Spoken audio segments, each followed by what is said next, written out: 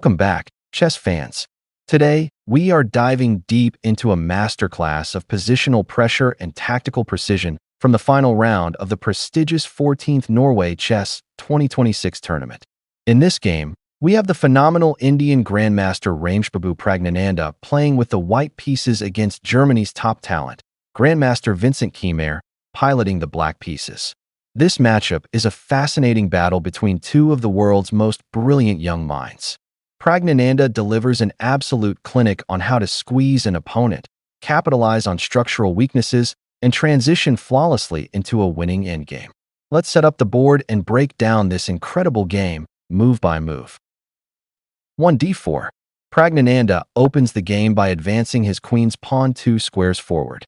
This is a classic choice that immediately claims central space and opens lines for his dark-squared bishop. 1. Knight f6. Keymer responds flexibly, developing his king's knight to the f6 square. This move prevents white from immediately playing an unchallenged e4 and keeps black's options wide open. 2. c4. White stakes a further claim in the center by pushing his c-pawn. This move controls the d5 square and prepares to gain more space on the queen's side. 2. e6. Keymer pushes his e-pawn 1 square, clearing a path for his dark-squared bishop and preparing to contest the center with a subsequent d7, d5, or b7, b6. 3. Knight f3.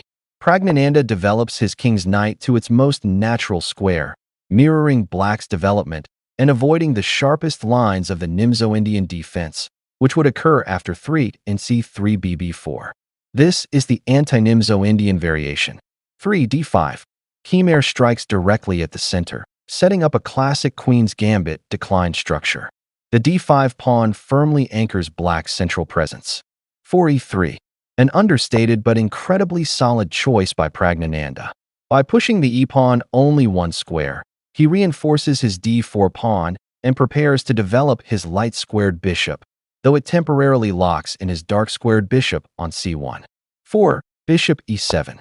Keymer develops his dark-squared bishop safely to e7, preparing to safeguard his king by castling on the very next move. 5. Knight c3. White brings his queen's knight into the game, targeting the critical d5 and e4 central squares. 5. Low. Black tucks his king away into safety on the king's side. 6. C takes d5. Praggnanandhaa decides to clarify the central tension early by capturing black's d5 pawn with his c-pawn. This opens up the c-file for future operations. 6. E takes d5. Keymer recaptures with the e-pawn. This maintains a symmetrical pawn structure in the center, but opens up a beautiful diagonal for his own light-squared bishop. 7. Bishop d3. White places his light-squared bishop on its most active diagonal, aiming directly at black's kingside, specifically targeting the h7 square. 7. Knight c6. Keymer develops his queen's knight to c6, eyeing the b4 and d4 squares, though it slightly blocks his own c-pawn. 8. h3. A crucial prophylactic move by Praggnanandhaa. He steps his h-pawn forward 1 square to deny black's light-squared bishop or king's knight access to the g4 square, keeping his own f3 knight unpinned. 8. Bishop d6. Keymer repositioning his dark-squared bishop to a more active outpost on d6, looking down the b4, h8 diagonal toward white's kingside. 9. Low. Praggnanandhaa completes his basic development and brings his king to safety by castling kingside. 9. Rook e8. Keymer places his king's rook on the open e-file, aiming to exert pressure down the center and control the critical e4 square. 10. Rook e1. White counters by placing his own king's rook on the e1 square, preparing an eventual e3, e4 push to break open the center. 10. h6. Just like white earlier, Keymer plays a protective pawn move to prevent any white pieces from hopping onto the g5 square. 11. a3. Praggnanandhaa steps his a-pawn forward. This stops black's nc6 from jumping to b4 to harass white's active d3 bishop, and it lays the logistical groundwork for a queenside pawn expansion with b2 b4. 11. Bishop e6. Keymer completes his minor piece development, bringing his light-squared bishop to e6, where it reinforces his central d5 pawn. 12. b4. Praggnanandhaa launches his queenside expansion, aiming to gain space and eventually drive away black's pieces. 12. A6. Keymer moves his a-pawn to secure the b5 square, slowing down white's queenside momentum. 13. Bishop b2. White finally develops his dark-squared bishop to b2, where it sits beautifully on the long a1. h8 diagonal, pointing directly at black's king. 13. Queen d7. Keymer positions his queen on d7. This creates a battery with his e6 bishop, subtly threatening a tactical sacrifice on white's h3 pawn if the defenses slip. 5. Praggnanandhaa ignores the phantom threats and strikes on the queenside, forcing a structural confrontation. 14. A takes b5. 15. Bishop takes b5. After a quick pawn trade on b5, white's light-squared bishop lands on an excellent pinning square, pinning black's c6 knight to the d7 queen. 15. Queen e7. Keymer steps his queen out of the pin, freeing up his c6 knight and simultaneously eyeing the weak a3 pawn. 16. Knight e5. A powerful leap by Praggnanandhaa. He implants his king's knight into the e5 outpost, capitalizing on the pin of the c6 knight. 16. Bishop takes a3. Keymer accepts the tactical challenge, capturing the available pawn on a3 with his dark-squared bishop. 17. Bishop takes a3, then rook takes a3. 18. Bishop takes c6. Praggnanandhaa initiates a flurry of liquidations to damage black's pawn structure, capturing the c6 knight with his bishop. 18. Rook takes a1. 19. Queen takes a1, then b takes c6. The rooks trade off on a1, and Keymer recaptures white's bishop with his b-pawn. This leaves black with shattered, isolated c-pawns, a long-term structural weakness Praggnanandhaa can exploit. 20. Knight c6. White's knight hops into c6, snatching a pawn and sitting deep inside black's territory while attacking the black queen. 20. Queen d6. 21.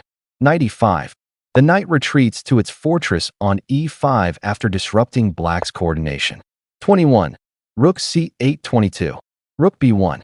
Praggnanandhaa claims the open b-file with his queen's rook. 22. c5. 23. Knight b5.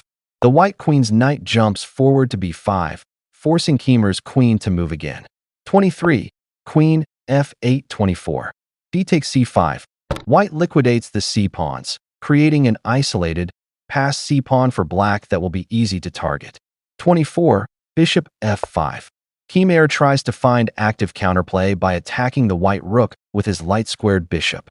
25. Rook b3, then queen takes c5. Black captures the c5 pawn with his queen, keeping the material balanced but leaving the position heavily tilted toward white's superior piece coordinate. 3. Queen takes c5.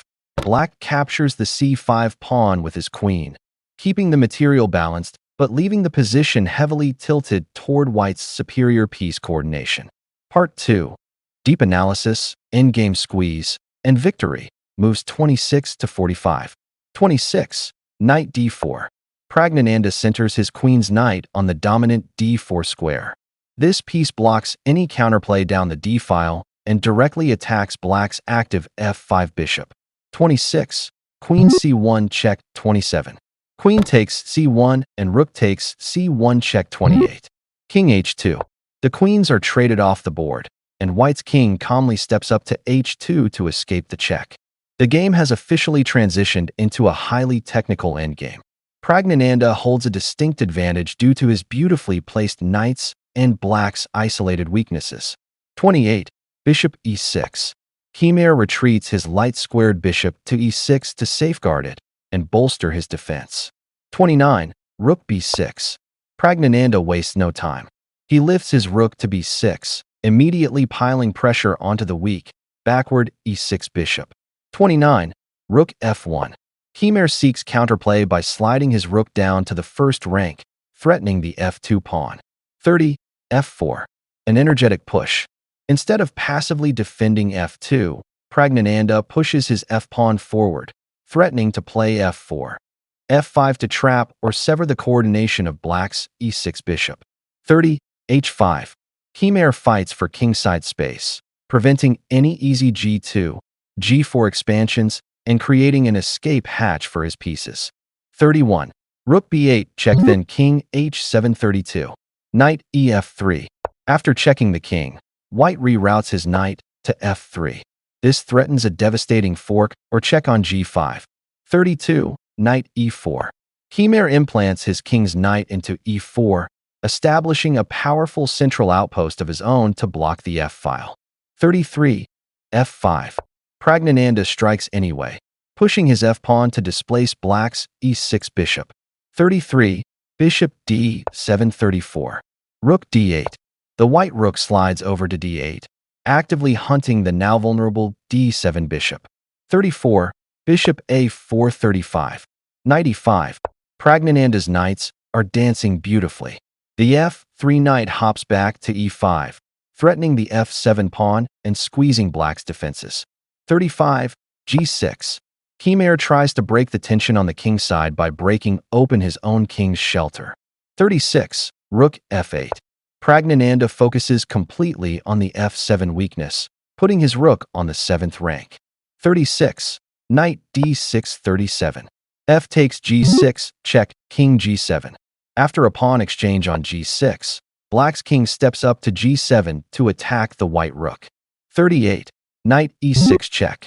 An absolute tactical stunner. Endgame tactic. Praggnanandhaa plays a brilliant knight check on e6, utilizing a devastating pin. Black cannot capture the e6 knight with his f7 pawn because the f7 pawn is absolutely pinned to the king by the white rook on f8. 38. F takes e6. 39. Rook takes f1. Keymer is forced to capture the knight with his e-pawn, allowing Praggnanandhaa to cleanly eliminate black's dangerous rook on f1. White has emerged with a winning material and positional advantage. 39. Bishop e8. 40. King g3. Praggnanandhaa activates his king, bringing it up to join the fight in the endgame. 40.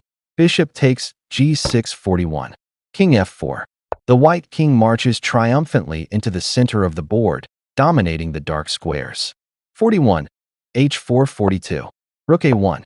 The white rook steps onto the open a-file, planning to infiltrate from the side. 42. Knight f7. 43. Rook a7. Praggnanandhaa pins black's f7 knight against the king, completely paralyzing Keymer's defensive setup. 43. King f6. 44. Knight g4 check, king g7. 45. Rook e7. White lands the final, decisive blow. The rook slides to e7, attacking the weak e6 pawn. Black is completely suffocated. With his pieces tied down and the e6 pawn about to fall, Grandmaster Vincent Keymer resigns. An absolute masterpiece of endgame constriction by Praggnanandhaa to close out the tournament.